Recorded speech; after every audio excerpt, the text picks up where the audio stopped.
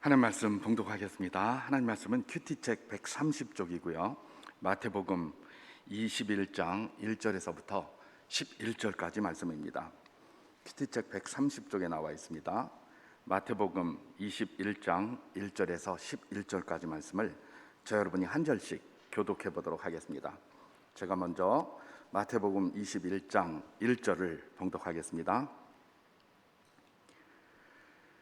그들이 예루살렘에 가까이 가서 감람산 벳바게에 이르렀을 때에 예수께서 두 제자를 보내시며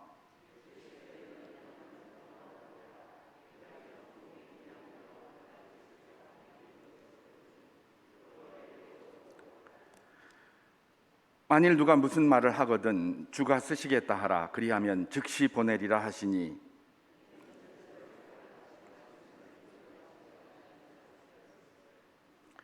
시온의 딸에게 이르기를 내 왕이 내게 임하나니 그는 겸손하여 나귀 곧 멍에 매는 짐승의 새끼를 탓돋다 하라 하였느니라. 나귀와 나귀 새끼를 끌고 와서 자기들의 겉옷을 그 위에 얹음에 예수께서 그 위에 타시니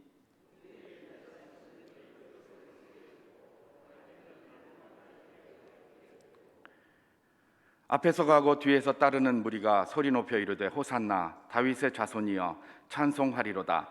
주의 이름으로 오시는 이여 가장 높은 곳에서 호산나 하더라.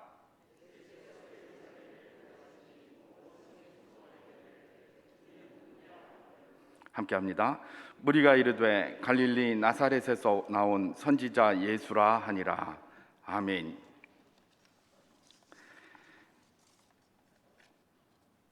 세상에 살고 있는 모든 사람들에게는 각자의 입장이 있습니다. 사람뿐만 아니라 자연 만물도 그렇게 판단할 수가 있겠죠. 각자의 입장, 누구에게나 그를 기준으로 해서 생각을 해보게 되면 다양한 입장이 되는 것이 현실입니다. 그래서 사실은 법이라는 게 있는 겁니다. 법이라는 기준을 가지고 각자의 입장을 이렇게 다 통화를 하려고 그렇게 하는 것이죠. 흔히 이제 역사의 사극이나 이런 것들을 보게 되면 우리나라의 역사, 이건 우리나라의 역사뿐만 아닙니다. 온 세계의 역사가 그렇습니다. 왕의 역사다 그렇게 얘기를 합니다. 그러면서 이제 민초들의 역사를 한번 살펴보아야 된다라고 그렇게 이야기를 합니다. 굉장히 옳은 이야기이기도 합니다. 그런데 왜 왕의 역사만 그동안 연구를 해왔을까요? 기록이 없어서 그래요. 기록이 왕의 역사만 이렇게 돼 있고 일반 민초들의 역사는 쓰지 않았지 않습니까? 사실 이순신 장군 우리가 이야기하지만 이순신 장군을 위해서 함께 싸우다가 죽은 더 많은 민초들이 있습니다. 그들에 대해서는 기록이 없기 때문에 그에 대해서 기록을 하지 못하는 것이죠. 그러나 그들의 입장이 없는 것은 아닙니다. 분명히 입장이 다양하게 있는 것이죠. 세상의 모든 것들은 입장이 있고 그래서 제가 법이 필요하다고 이야기를 했습니다. 만약에 법이 없다면 그곳에 뭐가 나오겠습니까? 요즘 흔히 듣는 내로남불이라는 말이 나올 것입니다. 내가 하면 로맨스고 다른 사람이 하면 불륜이고 자꾸 자기 입장에서 하기 때문에 그런 것이죠. 그래서 법을 잘 해석하고 법을 기준으로 하는 것이 중요한 것이 바로 그런 입장을 다양하게 이렇게 대변하기 때문에 그렇다고 할 것입니다. 그렇다면 우리 그리스도인들이 보아야 될 입장의 기준은 무엇이 되겠느냐? 당연히 하나님의 말씀이 되겠죠. 하나님의 말씀을 기준으로 해서 우리 다양한 입장들을 그 말씀에 복속시키고 그 말씀을 기준으로 해서 판단해내는 것, 그것이 바로 하나님의 말씀이 우리 그리스도인들에게 의미 있게 다가오는 그런 것일 것입니다. 각자의 입장이 다르기에 사람마다 해석하는 것들이 또 다를 수밖에 없는 것이죠. 특별히 믿지 않는 사람들이 볼 때는 하나님의 입장 자체도 굉장히 왜곡되게 볼 가능성이 있고 또 사람의 입장에서 볼 가능성이 많은 것이죠. 그래서 제가 전에 한번 말씀을 드렸던 것 같은데 우리가 잘 아는 요셉에 대한 이야기, 이전에 제가 대학 다닐 때 영문 강독 시간에 이렇게 그 책이 영문 서적이 있었는데 거기에 나온 내용이 워낙 충격적이어서 그때 제가 교회 다닌 지 얼마 되지도 않았고 또 그 내용을 보면서 그럴 수도 있겠지만 이거 좀 충격적이다라는 그런 생각이 들어가지고 그게 늘 기억에 남습니다. 어떤 내용입니까? 우리는 성경을 읽어보면 하나님께서 요셉이 복된 자라고 하고 어제 저녁 예배 때도 우리 변상기 목사님이 요셉에 대해서 아주 근사하게 이야기를 하셨는데 그거는 하나님의 입장에서 그야말로 성경에 쓰여져 있고 우리 그리스도인의 입장에서, 다시 말해서 하나님께서 보여주신 그 눈으로 요셉을 보니까 그런 거예요. 그런데 세속의 입장에서 이 요셉을 바라보니까 요셉은 아주 쳐죽일 인간이더라고요. 거기서 그렇게 해석을 해놓은 게 들여다보면 이유가 있죠. 왜 그렇습니까? 요셉이 총리가 되어가지고 뭡니까? 7년 동안 흉년이 들었을 때 세금을 20%나 걷게 합니다. 세금을 20%나 걷게 해요. 그리고 20%나 걷게 쭉 해가지고 그 세금을 20%를 걷었어요. 다음에 이제 흉년이 들었습니다. 다음에 흉년이 들었는데 이걸 그냥 주는 게 아니라 팔아요. 백성들한테 이 곡식을 팝니다. 그래서 나중에 창세기 몇 장입니까? 저 뒷부분에 가게 되면은 창세기 47장쯤에 가게 되면 이 사람들이 그 흉년이 한 7년 동안 계속되다 보니까 뒤로 가면 갈수록 모든 게 다 떨어지니까 있는 거 없는 거 다 팝니다 그냥. 그래서 백성들이 바로에게 뭐 심지어 짐승들까지 다 팔고요, 심지어 종자들까지 다 팔고요. 다만 그 나라의 그 제사장들, 애굽의 제사장들과만 제외하고는 모든 백성들의 그 뭐 재물, 개인의 무슨 심지어 종자까지 전부 바로의 그 소유가 되게 만듭니다. 이걸 요즘 관점에서 딱 보면 요셉이 어떤 사람입니까? 완전히 독재자한테 말입니다. 모든 것들을 다 밀어주는 부역자 같이 그렇게 비춰지는 것이죠. 그러니까 어떤 입장으로 그것을 보느냐에 따라서 우리가 그 상황을 해석하는 게 굉장히 다르게 된다라는 것들을 거기서 우리가 발견하게 될 수 있는 것 아니겠습니까? 요셉은 하나님이 보시기에 대단히 위대한 자였고 복받은 자였고 그리스도인들이 보기에 닮아가고 싶은 그런 사람이었지만 그런 신앙이 없는 사람들의 눈으로 볼 때는 독재자의 부역자에 불과하다 라는 것들을 우리가 그런 내용들을 통해서 얼마든지 발견할 수 있고, 또 그런 걸 증거로 대면 리즈너블해요. 이유 있다, 이렇게 해석할 수 있겠다라는 생각이 드는 것이죠. 여러분, 제가 오늘 왜 이런 이야기를 하고 있느냐, 오늘 본문에서 우리가 바로 그런 것들을 극명하게 발견할 수 있기 때문에 그렇습니다. 오늘 본문은 우리가 잘 아는 것처럼 종려주일에 예수님께서 예루살렘에 입성하신 사건을 기록하고 있습니다. 어제도 우리가 살펴본 것처럼 예루살렘에 입성하시는 그 길, 사람들은 몰랐지만 주님은 그 길의 끝이 어디인지 아시기 때문에 굉장한 슬픔과 힘듦과 어려움이 그 마음을 짓누르고 있었을 것입니다. 그런데 딱 들어가기 직전부터 예수님의 마음을 시원케 하는 일이 있었죠. 그게 뭡니까? 감람산 벳바괴에 나귀를 키우는, 그죠? 그 나귀 주인이 그야말로 순종의 사이다 한 잔 탁 따라서 주님 앞에 드렸습니다. 안 그래도 좀 걸걸한 마음으로 이렇게 들어가시려고 하는데 그 순종의 사이다 한 잔 탁 드시고는 기쁨으로 그 자리를 또 걸어 들어가시는 분이 누구십니까?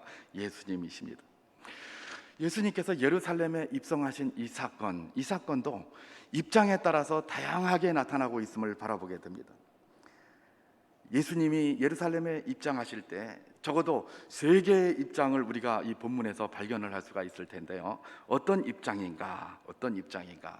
오늘 본문 7절과 8절을 제가 한번 봉독해 보도록 하겠습니다. 7절과 8절입니다. 나귀와 나귀 새끼를 끌고 와서 자기들의 겉옷을 그 위에 얹음에 예수께서 그 위에 타시니, 요거는 이제 제자들의 행동입니다. 그 다음에 8절에 무리의 대다수는 그들의 겉옷을 길에 펴고 다른 이들은 나뭇가지를 베어 길에 펴고, 이렇게 얘기를 합니다. 그러면서 그 뒤에 뭡니까? 앞에서 가고 뒤에서 따르는 무리가 소리 높여 이르되 호산나 다윗의 자손이여 찬송하리로다 라고 하면서 쭉 따라갑니다. 여기서 말하는 것은 누구의 입장이 되겠습니까? 제자들의 입장과 또 주님을 따르던 군중들의 입장입니다. 주님을 어떻게 따랐습니까? 호산나 다윗의 자손이요. 적어도 이들의 고백을 통해서 우리가 발견하는 것은 이들은 예수님을 메시아로 보고 따르는 그 사람이었어요. 그런데 이들의 입장이 있었던 것입니다. 이들의 입장은 뭐였을까요? 우리가 잘 아는 것처럼 이들이 나중에 다 어떻게 됩니까? 예수님이 십자가에 달릴 때 자기 겉옷을 깔아줬던 누굽니까? 그 제자들은 다 도망갔고요. 그죠? 호산나라고 외치던 이 사람들은 다 어떻게 했죠? 예수님을 십자가에 못 박으라고 했던 사람으로 나중에 변질이 돼요. 분명히 호산나 다윗의 자손이여, 호산나 우리를 구원하소서, 이런 의미입니다. 우리를 구원하소서 다윗의 자손이여 이러면서 외치던 사람들, 분명히 다윗의 자손 메시아라고 외쳐놓고 이들은 나중에 어떻게 합니까? 다 주님에 대해서 손가락질하고 십자가에 못 박으려 그랬고, 또 제자들은 다 도망가고 말았던 그런 사실이 이제 기록이 된 것 아니겠습니까? 그러면 적어도 이 예루살렘에 입성하실 때, 예수님께서 예루살렘에 입성하실 때 이 제자들과 또 거기에 따르던 군중들의 입장은 무엇이겠는가? 무엇입니까? 우리가 너무나 잘 아는 것처럼 한 자리 해먹겠다라는 거 아니겠습니까? 그죠?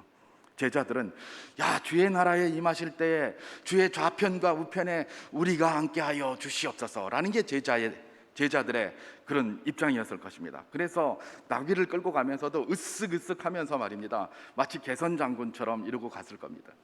그리고 뒤따르는 사람들은 뭡니까?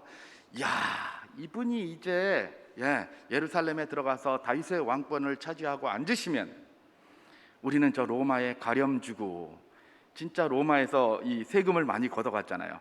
사실은 로마에서 세금을 많이 걷어간 게 아니죠. 로마에서는 정한 세금을 걷어갔습니다. 근데 누가 세금을 많이 걷어갑니까? 그 중간에 부역하는 자들이, 세리들이 있었습니다. 그 세리 중에서 우리 성경 기록한 사도도 있죠. 마태, 그다음 세리예요. 그래도 세리장도 있어요.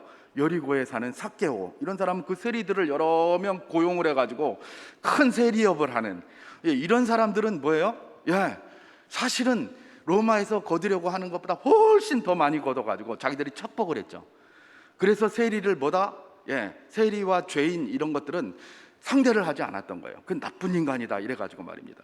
그러니까 이 백성들과 이 민초의 입장에서 생각했을 때는 예수님이 가서 왕권을 차지하면 로마의 학정을 몰아내고 그 자리에 앉게 되면 이전에 다윗의 시대와 같은 태평성대가 오리라.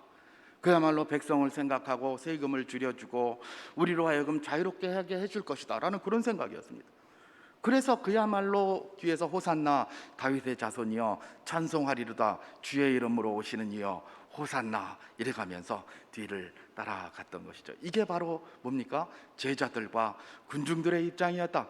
적어도 한 자리 하겠다라는 것과 로마 제국을 몰아내고 그 자리에 예수께서 앉으신다면 다윗의 태평성대가 오리라라는 그런 기대를 가지고 그런 입장으로 예수님의 입성을 바라보고 있었던 사람들이 있었다는 겁니다. 반면 또 다른 입장이 있었죠. 그 입장은 어디에 있습니까? 10절과 11절에 기록되어져 있습니다. 제가 한번 봉독하겠습니다. 예수께서 예루살렘에 들어가시니 온 성이 소동하여 이르되 이는 누구냐 하거늘 무리가 이르되 갈릴리 나사렛에서 나온 선지자 예수라 하니라. 그렇게 얘기를 합니다. 예루살렘에 들어갔더니 온 성이 소동했다는 겁니다. 이 소동하다의 헬라어 원어는 세이오라는 말이 쓰였습니다. 막 흔들리는 겁니다. 막 흔들려요. 흔들리는데 왜 흔들립니까? 두려워서 흔들려요. 막 떨고 있는 거예요. 온 성이 막 두글두글 떨고 있는 거예요. 두려워서 막 흔들리고 있어요. 누가 두려워서 흔들리고 있었고 누가 떨고 있었을까요? 그 당시에 예루살렘 하면 머릿속에 퍼뜩 떠오르는 게 기득권자들입니다. 그죠? 거기 대제사장을 비롯한 산헤리드인과 관련되어져 있는 굉장한 고관들, 기득권자들, 바리새인들의 수장들이거나 아니면 사두개인들이거나 이런 사람들이 거기서 딱 진치고 있는 게 예루살렘이에요. 그 외 사람들은 다 뭡니까? 감람산 벳박에나 그 다음에 뭡니까? 베단이나 이런 데서 베드타운에서 살고 있는 거죠. 핵심 멤버들, 그 고위급들이 다 예루살렘에 살고 있습니다. 그리고 또 예루살렘에 또 다른 한 사람이 존재하고 있었습니다. 그 사람이 누구냐면, 평소에는 이 사람은 예루살렘에는 살 수가 없어요. 평소에는 저 가이사라에서 살고 있어요. 거기 관저가 있기 때문에. 그런데 어떤 명절이 되면 예루살렘에 만들어 놓은 안토니아 요새라는 곳이 있었는데 거기 가서 자정을 하면서 혹시 명절에 사람들이 모여서 폭동이 일어날까 주시하고 있는 사람이 있었습니다. 그 사람이 누굽니까? 바로 총독입니다. 로마 총독. 이 당시에 로마 총독은 누구였습니까? 본디오 빌라도였습니다. 그러니까 예수님이 이 예루살렘 성 안에 들어갔을 때 그곳에서도 또 입장이 있었는데, 그것은 본디오 빌라도의 입장과 그곳에 있는 고위 관직자들의 입장, 그것을 대변하는 것이라고 보면 될 것입니다. 본디오 빌라도의 입장은 뭐였을까? 본디오 빌라도는 로마 총독 아닙니까? 그죠? 로마 총독이 해야 될 일은 뭐냐? 자기가 맡아져 있는 총독 관할지에 반란이나 이런 난리가 일어나지 않는 것을 잘 관리하는 게 로마 총독의 할 일이었어요. 그리고 거기서 세금 좀 잘 걷어서 로마 황제 가이사에게 잘 바치는 거, 그게 그거 할 일이었어요. 그거 잘하면 진급되고 그거 잘못하면 잘리는 거예요. 로마 법에는 그런 게 있었다고 그랬죠. 예, 제가 몇 번 말씀드렸었는데 3 스트라이크 아웃 제도 그때부터 있었습니다. 지금 생긴 게 아니에요. 뭐 최근에 보면, 최근이 아니라 얼마 전부터 보면 뭐 3 스트라이크 아웃, 뭐 1 스트라이크 아웃 그러는데, 그런 게 이미 로마 시대 때도 있었어요. 그래서 총독이 관할하는 그 관할지에서 3번 딱 이렇게 반란이 일어나면 바로 귀양을 가게 돼 있습니다. 바로 그 자리에서 총독직에서 잘리게 돼 있어요. 근데 이 본디오 빌라도 어떤 사람이었는가? 처음에 총독으로 딱 부임을 할 때에, 예루살렘에 들어가지 말아야 되는데 가이사의 흉상이 박힌 깃발을 딱 들고 예루살렘으로 전진해 들어간 겁니다. 뭣도 모르고 말입니다. 유대를 좀 알았어야 되는데, 유대인들이 어떤 자라는 걸 알았어야 되는데, 그걸 모르고 흉상에 그려진 그 깃발을 들고 그냥 예루살렘을 향해서 막 들어가니까 난리가 난 겁니다. 난리. 유대인들이 어디 이방인이 예루살렘에 들어오는가? 어디 이방인들이 하나님의 성전이 있는 예루살렘에, 그것도 가이사의 흉상이 들린 깃발을 들고 들어오는가? 반란이 일어나고 난리가 났어요. 그것 때문에 반란 진압한다고 굉장히 많은 사람이 죽었고, 유대인들은 뭐 그것에 대해서는 철저했기 때문에 유대인을 파악하지 못한 거죠. 이 사람이 처음에 와가지고 난리가 났던 거예요. 그 반란이 일어났어요. 가이사에게 보고가 됐어요. 가이사가 너 빌라도 조심해라, 유대인들 보통 아니다, 조심해라, 이렇게 가르쳤죠. 그런데 조금 있다가 또 이 바보 같은 짓을 또 이 빌라도가 합니다. 뭘 하냐면, 상수도 시설이나 이런 뭐 수로, 관계 수로 같은 이 공사를 해야 되는데 돈이 없는 겁니다. 돈이 없으니까 뭘 사용합니까? 성전에 있는 세를, 성전에 있는 기금들을 막 갖다가 끌어다가 쓴 겁니다. 또 난리가 났겠죠. 유대인들이 또 난리가 났습니다. 어디 이방인이 성전에 들어와 가지고 함부로 하나님 앞에 드린 그 예물을 갖다가 네 맘대로 손을 대느냐, 불결하다, 이래가지고 난리가 났었습니다. 난리가. 그리고 지금 3번째, 이제 그거 2번째가 이미 앞에 있었어요. 이제 한 번 더 반란이 일어나면 어떻게 됩니까? 자기는 이제 뭐 잘리게 되고 뭐 가이사한테 찍히게 될 판이죠. 그런데 어느 날 갑자기 가만히 앉아 있는데 뭐가 밖이 시끄러운 겁니다. 보니까 막 오만 군중들이 따라가면서 누군가 앞에 걸어가고 나귀를 타고 걸어가고 있는데 난리가 난 겁니다. 근데 그들이 외치는 소리도 뭡니까? 호산나, 호산나, 다윗의 자손이요. 예, 적어도 유대의 총독을 했었다면 그게 무슨 의미인지 잘 알지 않겠습니까? 총독이 자기가 있는데 호산나, 우리를 구원하소서, 다윗의 자손이 누구예요? 예, 메시아이고 왕이다, 다윗의 왕권을 가지고 오는 이다, 다 알고 있었습니다. 그런데 그러고 외치고 앉아 있는 거예요. 여러분, 빌라도의 입장이 어떻겠습니까? 이제 콩알만해진 거죠. 큰일 났다, 이거 모반이 일어났다. 이제 3 스트라이크 아웃에 있어서 나는 이제 끝장이 나나보다라는 불안함이 있었겠죠. 뿐만 아니라 그야말로 로마에 부역하고 있었던 이 대제사장을 비롯해서, 사실은 총독이 대제사장도 임명을 했기 때문에 그 당시 상황이 그랬어요. 대제사장을 비롯해 가지고 모든 그 고관 대작들, 이런 자들은 이 자기 목을 이렇게 만지고 있지 않겠습니까? 자기 목을 이렇게 만지면서, 야, 이게 내 목이 이게 이제 10개라도 모자라겠다. 그동안은 뭐 어쨌든 로마가 뒤에서 받쳐주니까 그야말로 앞잡이 노릇했는데 이제 로마가 걷어지게 된다면 자기는 뭐가 되겠습니까? 그죠? 난리가 난 거죠. 게다가 여기에 더불어 예수님에 대해서 다윗의 자손이요, 그리스도요, 이렇게 이야기를 하고 있으니 이 종교 지도자들의 입장에서는 그야말로 청천벽력과 같았을 것입니다. 그래서 지금 뭘 하고 있는 겁니까? 세이요, 막 소동하고 있는 겁니다. 두려워서 벌벌벌벌 떨고 있는 겁니다. 이런 입장이 있었던 겁니다. 예수님의 예루살렘 입장을 바라보는 지금 2가지 입장을 하나 살펴봤습니다. 하나는 제자들과 그 다음에 그 따르던 군중들의 입장이었고, 또 다른 입장은 뭐였습니까? 바로 이 빌라도, 총독 빌라도와 고관 대제사장을 비롯한 종교 지도자들, 고관 대작들의 입장, 이 2가지 입장이 벌써 그 예수님의 입성에 대한 입장이 이렇게 달랐어요. 그러면 예수님의 입장은 뭐였을까? 예수님이 예루살렘에 들어간 입장은 뭐였을까?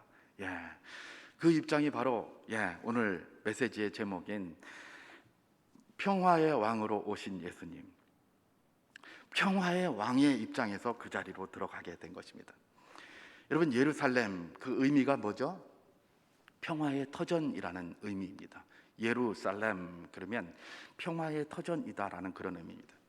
그런데 이 예루살렘에 평화가 없었어요. 왜냐하면 평화의 진정한 의미를 알지 못했기 때문에. 이름 자체는 평화의 터전인데 그게 예루살렘인데 예루살렘이 예루살렘 되지 못하고 있었던 겁니다. 이름은 평화의 터전인데 평화의 터전이 되지 못하고 있었어요. 왜요? 평화를 자꾸 다른 것으로 알고 있으니까. 평화를 자꾸 로마의 평화로 알고 있고, 팍스 로마나, 힘에 의한 평화, 무력에 의한 평화를 이야기하고 있었기 때문에 그렇습니다.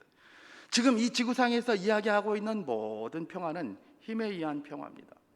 팍스 로마나입니다. 무력에 의한 평화입니다. 그 평화를 다 이야기하고 있습니다.